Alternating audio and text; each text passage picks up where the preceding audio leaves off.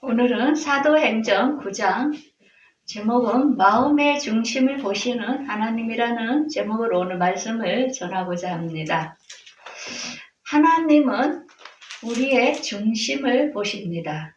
그래서 내가 보는 것은 사람과 같이 아니하니 사람은 애모로 보거니와 나 여호와는 중심을 보느니라 하시더라.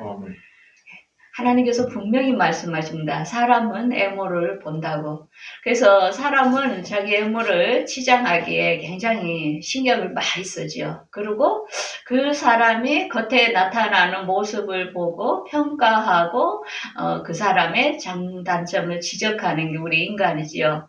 그런데 오늘 본문에 보면은 하나님께서는 우리가 사람이 보기에 정말 말할 수 없는 저런 사람을 하나님은 사용하시는 오늘 본문이 봅니다. 우리가 모세도 잘 알지요. 이 모세는 살인자지요. 애국 사람을 죽였던 살인자. 정말 우리가 그 모습만 보면은 정말 어떻게 저런 사람 하나님이 있을까? 또한 바울 역시도 예수 믿는 사람들을 잡아 죽이는 일을 앞장섰던 사람이지요.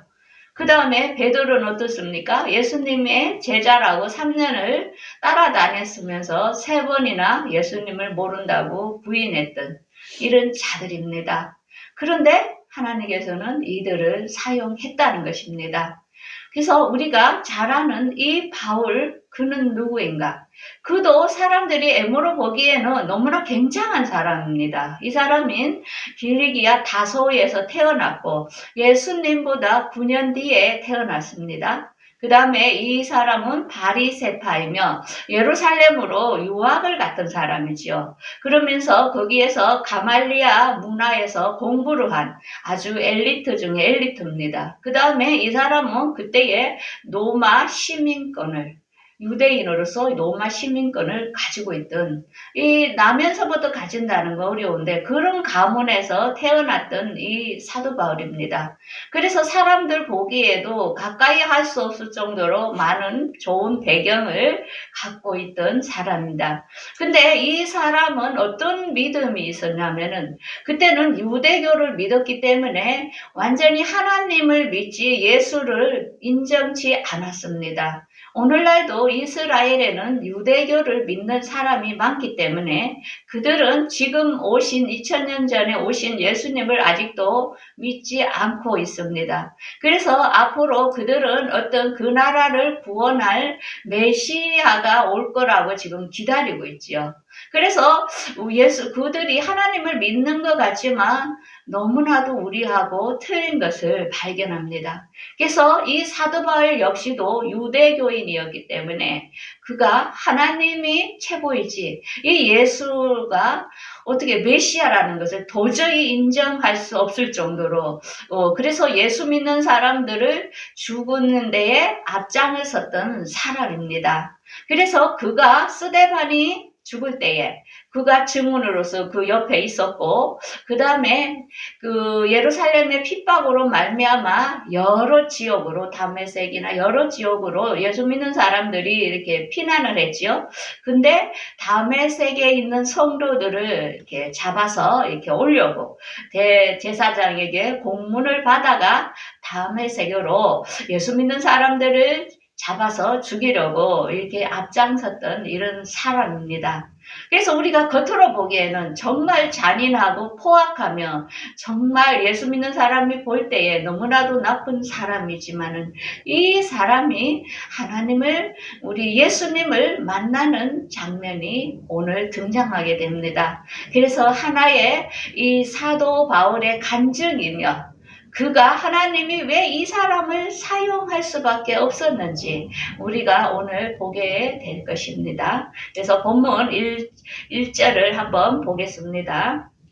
사울이 주의 제자들에 대하여 여전히 이웃과 살기가 등등하여 대제사장에게 가서 다메섹의 여러 해당에 가져갈 공문을 청하니 이는 만일 그 도를 따르는 사람을 만나면 남녀를 막론하고 결박하여 예루살렘으로 잡아오려 함이라. 그래서 예수 믿는 사람들을 잡는데 앞장섰던 이 사람입니다. 그러니까 이 사람은 하나님을 믿는 믿음이 엄청나게 정말로 열심이었다는 것을 우리가 알 수 있지요. 얼마나 열심인데 그 잡는 일에 앞장선 걸 보면은. 그런데 3절에 사울이 다메섹으로 가까이 가는데 홀연히 하늘에서 빛이 이렇게 둘러싼 겁니다. 그러니까 빛이 쬐다 보니까 이 사울이 어떻게 해요? 땅에 엎드려졌는데 얼마나 강렬했나 봅니다. 그 빛이. 그러는데 사울아 세울아 내가 어찌하여 나를 박해하느냐 하는 이렇게 음성이 이렇게 들리는 겁니까? 그러니까 바울이 어떻게 했습니까? 누구십니까? 하니까 나는 내가 박해하는 예수라. 이렇게 이야기를 합니다. 그래서 너는 일어나 시내로 들어가라. 그래서 너에게 이를 자가 있느니라 하는데 길 가던 사람들이 같이 들으면서 소리는 들리는데 아무도 이렇게 보지 못하는 겁니다. 그래서 말을 못하고 모두 다 서 있는데 이렇게 사울이 땅에서 일어나 눈을 떴으나 눈이 보지 못하고 사람에 이끌려 다메섹으로 들어가서 사흘 동안 먹지도 못하고 이렇게 마시지도 못하면서 기도하는 그런 시간을 가지는 것을 알 수 있습니다. 그때에 이제 10절에 다메섹에 아나리아 하는 제자가 있었는데 한상 중에 아나리아야 주께서 내가 여기 있습니다 하니까 너는 빨리 집가로 가서 유다의 집으로 가봐라. 거기 가면은 사울이라는 사람이 있으니까 그 사람을 찾아라. 그가 지금 기도하는 중이니까 너는 가서 그 사람에게 안수하라. 이제 이렇게 지시를 받은 겁니다. 그러니까 아나리아가 대답하여 뭐라 합니까?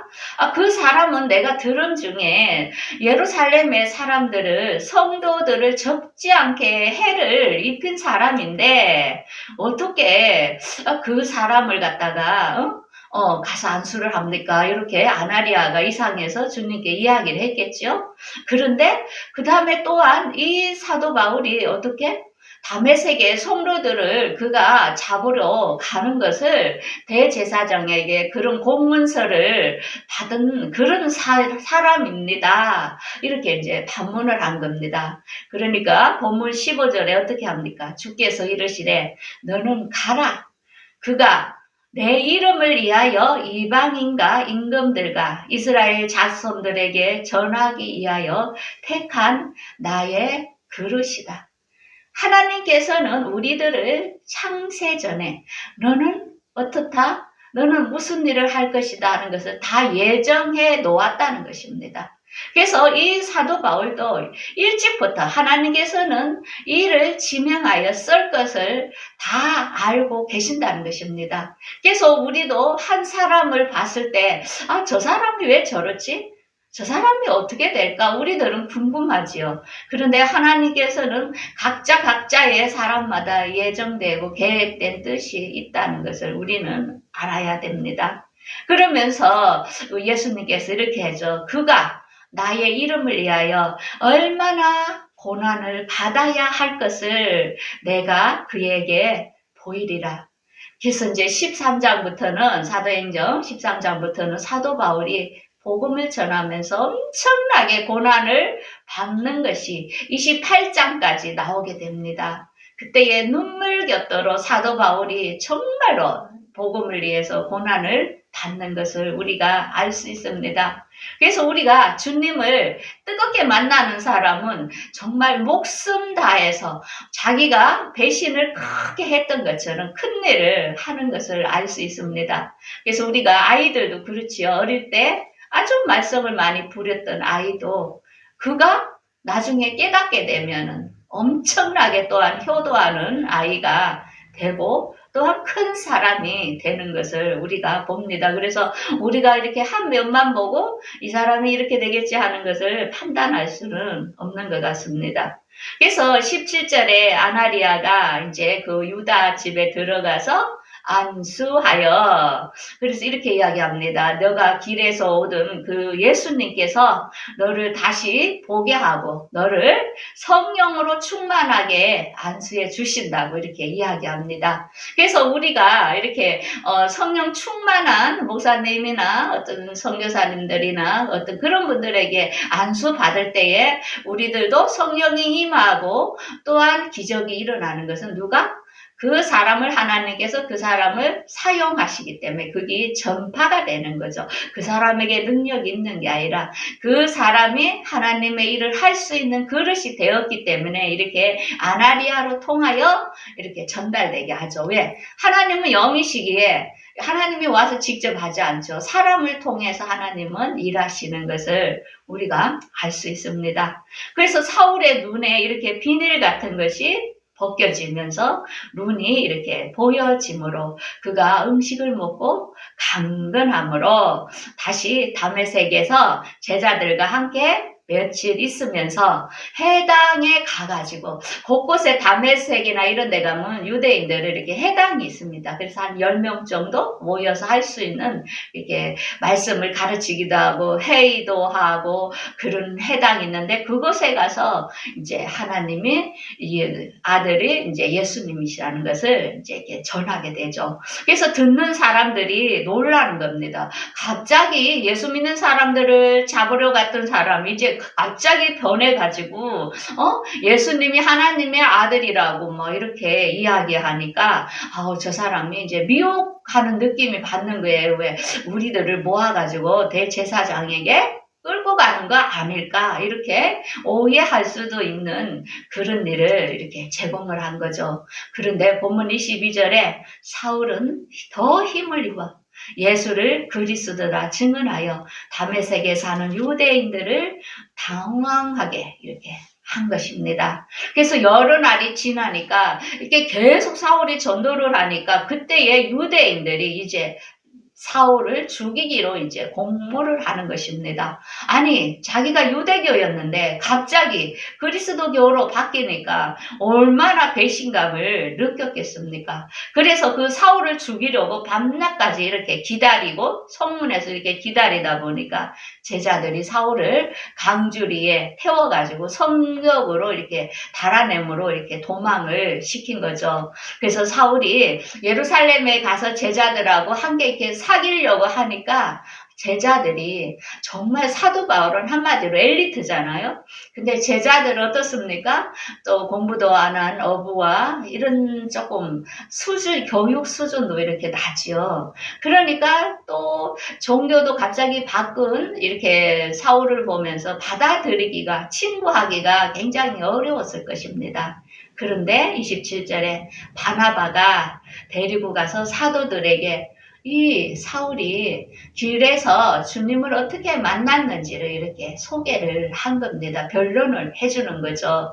그러고 나서 이제 그가 다메섹에 가서 사도 바울이 예수를 담대히 이렇게 말하는 것을 알 수 있습니다. 그래서 이제 사도 바울이 제자들과 함께 예루살렘에 이렇게 출입을 하면서 예수 그리스도를 담대히 이렇게 전하는데 그렇지만 헬라파와 유대인들이 계속 사울을 이렇게 죽이려고 힘쓰니까 이제 어떻게 합니까? 형제들이 그를 알고 가이사라로 데리고 가서 다소 사울의 고향으로 다시 이렇게 데리고 간 것을 알 수 있습니다. 그래서 우리가 이 사도 바울을 보면은 하나님을 만났지요. 다메섹에서 만나고 나서 바로 그가 사역을 한 게 아니고 어떻게 됩니까? 아라비아 광야에 가서 3년간 주님과의 시간을 가집니다. 그래서 이 아라비아 사막의 광야에 모세도 40년을 광야 생활을 했죠. 예수님도 사역을 하기 전에 40일간 광야에서 금식을 한 것을 알 수 있습니다. 그래서 사역을 하기 전에는 항상 어떻게 주님과의 시간이 먼저 필요하다는 것입니다. 그러면서 고향의 다소에서 10년간을 있었는데 그때 10년간 있었던 이야기를 성경에는 이야기를 하지 않고 있습니다. 그러면 어떻습니까? 주님을 만나고 나서 거의 한 13년의 시간이 혼자서 있는 시간을 가졌다는 것입니다. 그래서 우리가 무엇을 하다 보면은 때로는 연단의 시간이 필요하다는 거죠. 그렇죠. 한 사람이 복음을 전하기 위해서 이런 엄청난 시간을 주님과의 시간을 가지면서 주님을 깊이 알고 깨닫고 이렇게 하는 시간이 걸리면서 그것을 이제 하나의 훈련의 시간이 되는 거죠. 그래서 우리가 무엇을 할 때에 엄청난 자신들에게 시간이 길 수도 있습니다. 그렇지만 그것도 주님의 뜻이라는 것입니다. 왜? 더 나은 것을 위해서 그 시간이 필요하다는 거죠. 또한 목회자도 마찬가지입니다. 정말 개척을 하여 빛도 이름도 빛도 없는 말없는 시간이 흘러갑니다. 얼마나 힘든 시간이겠습니까? 그렇지만 하나님은 또 그 사람을 쓰기 위하여 그 사람이 연단되고 훈련되도록 그 조용한 시간을 가지도록 한다는 것입니다. 여러분, 연단 가운데 있는 사람이 있습니까? 너무 그렇게 낙심하지 마십시오. 그 시간이 필요하다는 것입니다. 그러고 나서 이 바나바로 통하여 어떻게? 다소에 가서 이 바울을 데리다가 안디옥 교회에서 첫 사역이 선교사로서 시작이 된 것을 알 수 있습니다. 그래서 바울과 바나바가 안디옥에서 그들을 가르치다가 그때부터 이제 전도 여행이 3차까지 시작이 된 것을 알 수 있습니다. 그래서 여기서 우리가 중요한 사람 누구? 바나바지요. 이 바나바는 사울을 위해서 변론했을 뿐만 아니라 또한 사울과 같이 전도 여행을 함께 했던 정말 말없이 이렇게 헌신한 사람임을 우리가 알 수 있습니다. 그래서 우리가 이걸 보면서 우리가 나이가 먹어가면 중요한 것은 많은 친구를 옆에 두는 게 아니고 정말 진실한 친구, 어떤 사람을 선택할 것인가가 너무 중요하다는 것입니다. 저 사람은 선한 사람인가, 악한 사람인가, 우리가 친구를 선택하는 기준이 제일 중요하지요. 그래서 아무나 자기 옆에 친구를 앉히지 말라는 것입니다. 그래서 여러분들 지금까지 사귄 친구들을 한번 점검을 해보십시오. 그래서 정말 아니다 싶은 사람은 잘라내면은 거기 자리가 비어야 다른 사람이 오게 되는 것입니다. 그래서 다 많이 가지는 게 좋은 게 아니고 우리가 스마트폰을 봐도 막 시달데없는 게 앞에 창에 있으면 다른 게 못 들어오잖아요. 그때 우리가 필요 없는 것은 과감하게 버리듯이 우리가 선한 사람들을 자기 옆에 둘 때 자기가 좋은 기운을 받고 좋게 성장을 하는 것입니다. 그래서 하나님께서는 악인의 길에 서지 말고 악인과 함께 하지 말고 분명히 이야기하고 있지요. 그래서 이 사도 바울은 정말 너무나 좋은 바나바와 같은 그 사역자, 동료를 두었다는 것입니다. 그래서 사람은 한두 사람만 자기를 이해하고 자기 말을 들어줄 수 있는 친구가 있다면 그 사람은 성공한 사람이고 정말 그 사람은 이렇게 장수를 한다 하죠. 우리가 진실을 토해놓을 수 있는 친구가 한 명이 없기 때문에 자살을 하게 되는 것을 알 수 있습니다. 그래서 이렇게 바울과 사울, 정말 한 명 진실한 사람, 이게 너무나 중요하죠. 그래서 이 둘이서 엄청난 그 하나님의 사역을 열심히 했던 것들을 우리가 알 수 있습니다. 그 다음에 오늘은 또 한 사람의 인물이 등장하는데 그것은 베드로입니다. 이 베드로는 예루살렘에서 룻다에서 요바로 이렇게 가서 전도를 한 것을 지금 이렇게 화면에 보면 알 수 있는데 우리가 베드로 하면 너무나 잘 알지요. 이 어부 출신이고 공부도 하지 않은 이 사람인데 예수님을 모른다고 3번이나 부인했던 사람인데 이 사람이 성령을 받고 그때부터 주님을 증거하면서 마지막에는 베드로가 어떻게 십자가를 거꾸로 박혀서 이렇게 순교한 것을 우리가 알 수 있습니다. 그래서 오늘 또한 이 베드로라는 유대인의 대표인으로 이 베드로가 오늘 지금 등장합니다. 32절에 보면 베드로가 사방으로 두루 다니다가 롯다에 사는 성도들에게 내려갔더니 그곳에 에니아라 하는 8년이 된 중풍병자가 있었습니다. 있었습니다. 그런데 이 베드로가 이렇게 애니아한테 이렇게 이야기합니다. 예수 그리스도께서 너를 낫게 하시니 일어나 내 자리를 정돈하라 한대. 그래서 이 애니아가 걸어나서 중풍병이 낫는 걸 보고 그 노다에 있는 사람들이 그 기적을 보고 많이 하나님께로 돌아오는 것을 이렇게 알 수 있습니다. 그 다음에 이 베드로가 한 명을 더 살립니다. 요바에 다비다라 하는 여제자가 있으니 그가 도로 가라 선행과 구제를 열심히 하더니, 우리가 하나님께서는 이 선행과 구제를 너무나 이렇게 하는 것을 우리 생을 보고 계시다는 것입니다. 우리가 잘 아는 고넬로라는 사람들도 선행과 기도를 보시고 그의 그 집을 구원해 준 것을 알 수 있습니다. 그래서 우리가 평상시에 우리의 삶을 하나님은 다 보고 계신다는 것입니다. 얼마나 많은 선행과 구제로서요 정의로운 삶을 그 사람이 살고 있는지를 하나님은 보고 계신다는 것입니다. 그때에 그가 병이 들어 이렇게 죽으니까 그 제자들이 루다가 요바에서 가까우니까 그 루다에 있는 베드로를 이렇게 불러러 왔어요. 그래서 베드로가 가보니까 이 도르가가 다락방에 이렇게 누워 있는 걸 보면서 사람들이 이렇게 이야기합니다. 이 도르가가 우리가 살아있을 때에 속옷과 겉옷 이런 것들을 이렇게 지어주었습니다. 하니까 이 여인이 얼마나 이렇게 선행을 많이 했으면 사람들이 그 여인에 대하여 슬퍼하며 우는 것을 알 수 있습니다. 그래서 우리가 그 사람이 죽을 때에 그 사람의 삶을 알 수 있다지요. 그 사람이 죽을 때에 슬퍼하지 않는다면 정말 어떤 삶을 살았길래 아무도 슬퍼하지 않을까. 우리가 정말 어떻게 보면 부끄럽지요. 근데 이 다비다는 어떻습니까? 사람들이 너무 슬퍼합니다. 그러면서 그가 했던 선행에 대하여 이렇게 이야기를 하는 것을 알 수 있지요. 그럴 때에 베드로가 무릎을 꿇고 기도하며 시체를 향하여 다비다야 일어나라 하니까 그가 눈을 뜨고 일어나는 것을 이렇게 알 수 있습니다. 그래서 이 두 번째의 기적으로 또한 요바에 있는 사람들이 다 또 예수 그리스도를 믿는 것을 알 수 있습니다. 그래서 우리가 성경에 보면 죽은 사람을 살린 인물들이 나옵니다. 첫 번째는 우리가 엘리야는 사랍다 가부의 아들을 살렸지요. 그 다음에 엘리사는 수넴 여인의 아들을 살렸고, 예수님은 3명을 살렸습니다.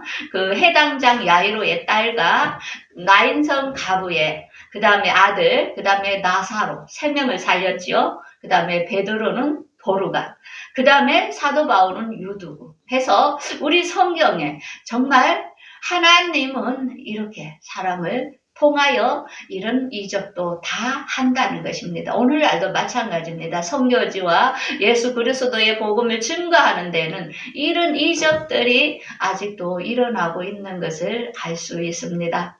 그래서 오늘 두 인물을 이야기했습니다. 이방인의 대포로 바울과 그 다음에 유대인의 대포로 이 베드로입니다. 이들을 사용한 것은 뭡니까? 이들은 겉모양으로는 정말 살인자와 배신자 둘이가 모인 것입니다. 그런데 이들의 그 안에는 뭐가 있었습니까? 진심으로 하나님을 사랑하는 그 열정을 봤다는 것입니다.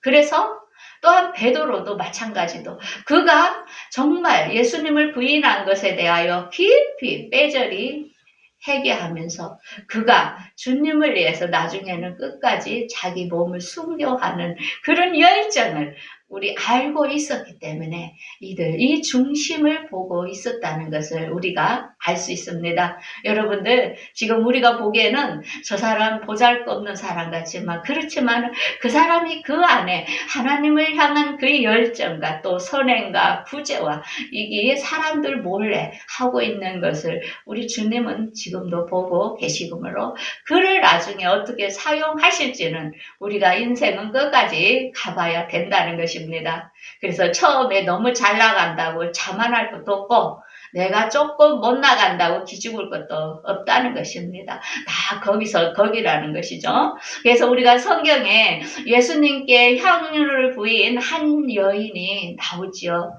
그가 정말 예수님을 너무나 사랑했기 때문에 정말 그의 은혜에 너무 감사하여 그가 예수님께서 십자가에 못 박히시기 엿새 전에 예수님의 머리와 발에 그 자기가 1년간을 정말 벌어야 장정이 1년을 벌어야 할 그 엄청난 돈의 향유를 예수님께 부어들은 사건이 나옵니다. 그러면서 예수님이 그때에 무엇이라 얘기합니까? 500데나리온 빚진 사람과 50데나리온 빚진 사람 중에 이렇게 둘을 돈이 없어서 같이 탕감을 해줬어요. 그러면은 누가 그를 더 사랑하겠느냐 하니까 그러면 당연히 500데나리온을 많이 빚진 사람이 더 사랑하겠지요.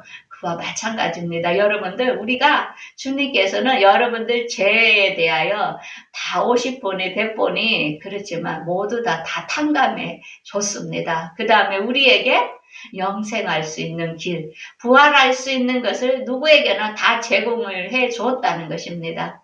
그러면은 우리는 주님을 과연 우리는 얼마나 사랑을 하고 있습니까?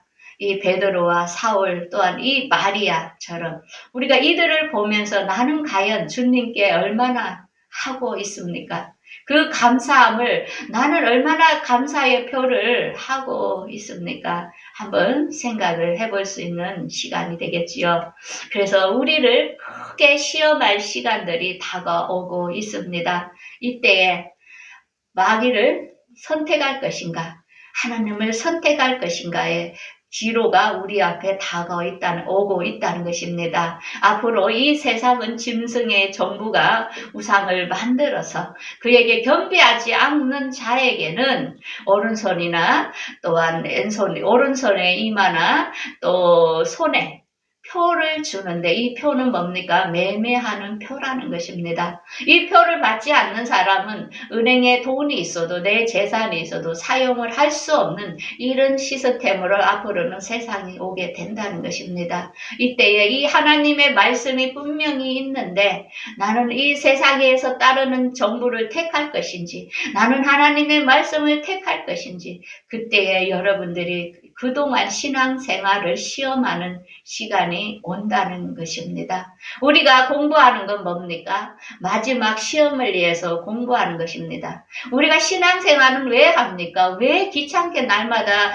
주일마다 모여서 예배하고 성경을 왜 배우는 것입니까? 우리는 마지막 클라이막스 우리의 이 신앙을 하나님께서 테스트할 날이 있다는 것입니다. 그때에 우리가 지금까지 교회에 헌금하고 봉사하고 이 많은 시간들이 그때에 내가 부활에 참여하지 못한다면 어디 가서 그 억울함을 호소하겠습니까? 여러분들 교회를 선택을 잘 하셔야 됩니다. 지금 세상에서 즐겁고 귀에 좋은 그 말씀이 아니라는 것입니다. 선생님도 공부를 잘 가르치는 선생이 있고 또 엉뚱한 것을 가르치는 선생이 있다는 것입니다. 목사도 마찬가지입니다. 거짓 목사가 얼마나 많은지 모릅니다. 얼마나 진리의 말씀을 어떻게 가르쳐서 이 사람을 성공시킬 것인지 그것은 결정적인 순간에 나타난다는 것입니다.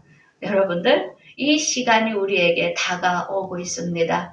왜 말씀을 가르칩니까? 하나님을 깊이 알아서 여러분들이 그 사랑에 취하여서 이 다음에 여러분들이 그 사랑을 결단한 때에 여러분들이 꼭 합격하기를 원하기 위해서 맨날 말씀을 가르치는 거죠. 그래서 중심을 보시는 하나님께서는 이렇게 말씀하십니다. 나를 사랑하는 자들이 나의 사랑을 입으며 나를 간절히 찾는 자가 나를 만날 것이라. 오늘도 여러분들의 중심을 보고 있습니다. 여러분들 하나님께서 간절히 찾고 계십니까? 이 앞으로 어려움이 와도 여러분들이 마음이 하나님께 속해 있다면 절대로 그 무서운 시험에 여러분들은 승리할 것이며 또한 그런 자들을 하나님께서는 이길 수 있도록 여러분들을 만나 주시기 때문에 겁나지 마시고 말씀에 더욱더 깊이 취하여서 정말로 그 마리아는 예수님이 십자가 지시기 엿새 전에 예수님의 장례를 해준 것입니다. 향유를 발라서 예수님의 마지막 대간식을 치렀던 장본인이었습니다. 그 마리아는 마르다와 달라서 예수님 발치에서 항상 말씀을 들었습니다. 왜? 그래서 예수님의 마음을 읽었던 거죠. 우리가 말씀을 가르치는 이유가 뭡니까?